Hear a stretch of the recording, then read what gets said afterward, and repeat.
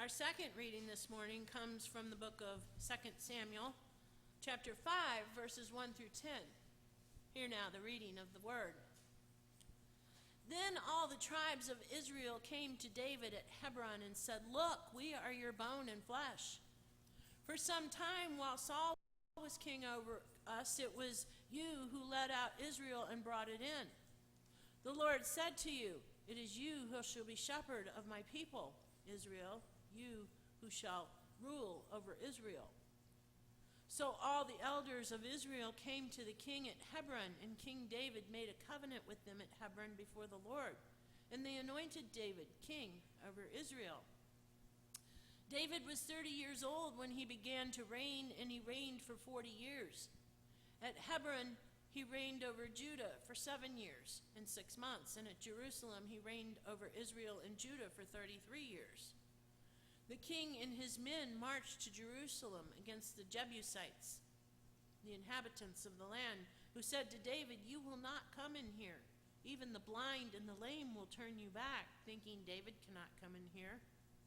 Nevertheless, David took the stronghold of Zion, which is now the city of David. David had said on that day, 'Whoever wishes to strike down the Jebusites, let him get up the water shaft to attack the lame and the blind, those whom David hates.' Therefore it is said, 'The blind and the lame shall not come into the house.' David occupied the stronghold and named it the city of David. David built the city all around from Millo inwards, and David became greater and greater, for the Lord, the God of hosts, was with him." Hear what the Spirit is saying to the church. So for the first several hundred years of Israel's history, there were no kings to rule over the people. When people needed guidance, they turned to judges, who were both warriors and prophets.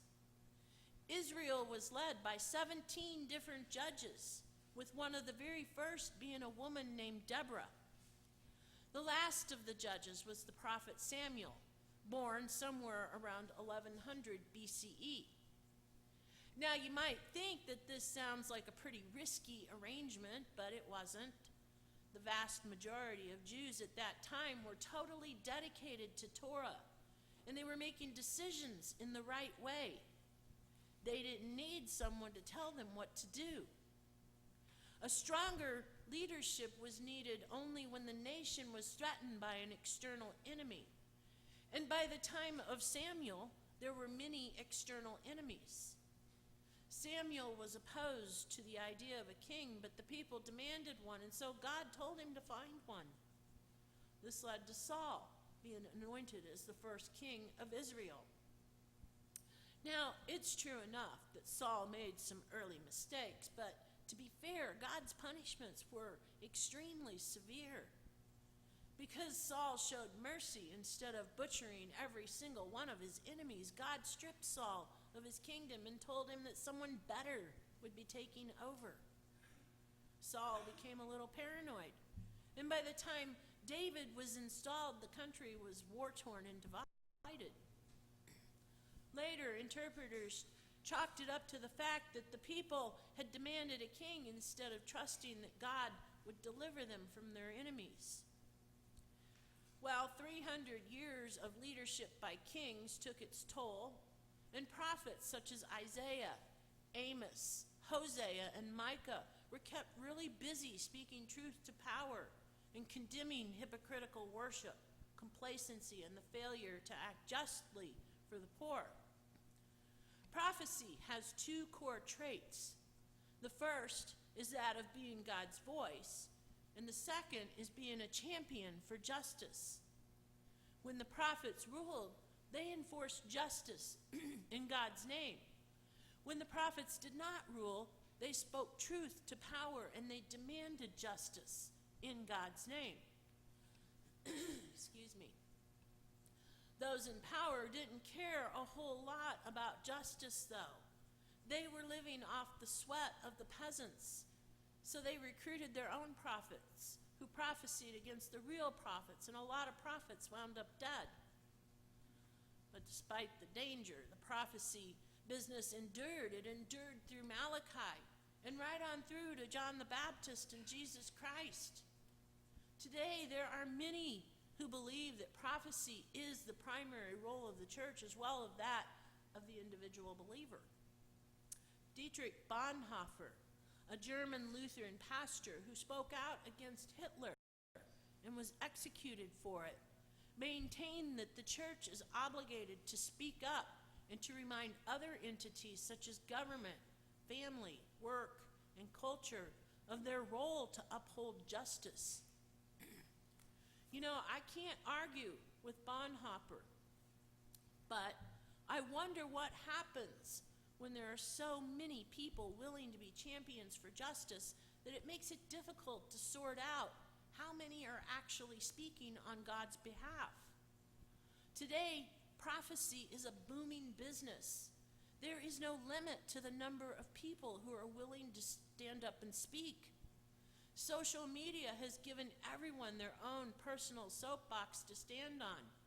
And not only do we have gobs of false prophets running around, but we also have a wide assortment of opinions on what justice looks like and what it's defined as. 2 weeks ago, it was all over the news that 9 worshipers at the Mother Emanuel AME Church in South Carolina had been killed by Dylan Roof, a self-proclaimed prophet. It was devastating news for Christians all over the world, regardless of their politics. But before anyone could fully process what had happened, reports were coming in that the rebel flag was being taken down from the Capitol in South Carolina, while at the same time, same-sex marriage was being recognized once and for all nationally. Nearly everyone in my Facebook list of friends broke into cheers. We were all rejoicing and saying love wins and writing opinions right and left and patting ourselves on the back. Our prophetic voices had made a difference. Justice was being upheld, and it felt mighty fine. I believe that, by the way. I truly believe that love wins in this case. Just at that moment when we thought that our hearts couldn't break open any further, I think that love shoved its way in and it overcame the rotten stench of death. But you see, here is the rub. There are people I know, people I love, who speak out prophetically against the things that I speak prophetically in favor of. We, all of us, feel that we are right and that the other perspective is wrong. We, all of us, feel it just as keenly as the other party. We, all of us, feel as though our truths are the truths that are mandated by God. We earnestly believe that we each stand on the side of justice, mercy, and compassion. It's not a matter of good versus evil. I don't know what it is, but I do know that very few of our hearts are actually corrupt. We're all doing and thinking what we believe to be right. And so that makes it very hard for me to be in your face excited. Repeatedly, I ask myself, how can they possibly see things that way? How can these people that I have known and loved all my life, people that I know are good people, how can they possibly see things this way? And what's even more troubling is that they're looking at me and asking that same question. There are a lot of really good people who are deeply hurt right now. I feel hurt by laws that make it possible for lunatics to purchase assault weapons and then go out and gun down church members or school children or moviegoers. Others feel hurt by laws that expand the definition of marriage. A lot of people believe that we have failed as a nation to be accountable to God. A lot of people are reeling and they're scared. You know, in all honesty, I'm not a very good prophetic voice. Not really. I mean, I show up when and where I can, and I speak in a way that I believe is faithful. But for the most part, I'm not at all sure that I have the right answers or that I'm even asking the right set of questions. But there's one thing that I do know, and that is that being a Christian means a whole lot more than just making a stand for justice. What good is justice if we're not attending to the spiritual and emotional needs of each other? And is it really justice if we leave a bunch of scared people in our wake? I'm not talking about crazy people who go out and shoot up churches just so they can be heard. I'm talking about people that we encounter every day who are our friends and our families, but who also happen to have a different perspective on what it means to be faithful to God. In 2 Corinthians, Paul talks about a ministry of reconciliation. He wrote that through Jesus Christ, we are reconciled to God and to each other.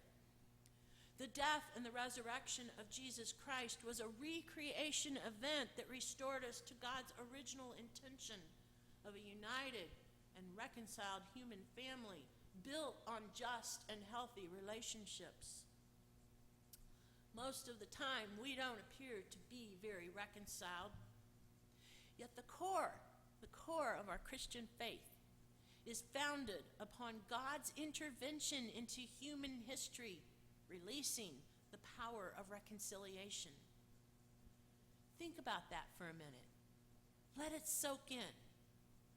The core of our Christian faith is founded upon God's intervention into human history, releasing the power of reconciliation.